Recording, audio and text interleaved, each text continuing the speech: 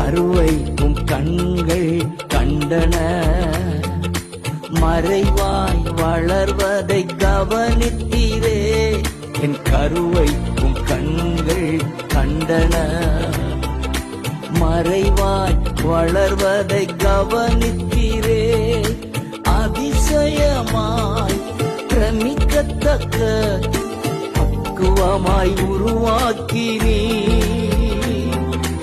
அதிசயமாய் பிரமிக்கத்தக்க பக்குவமாய் உருவாக்கினீ.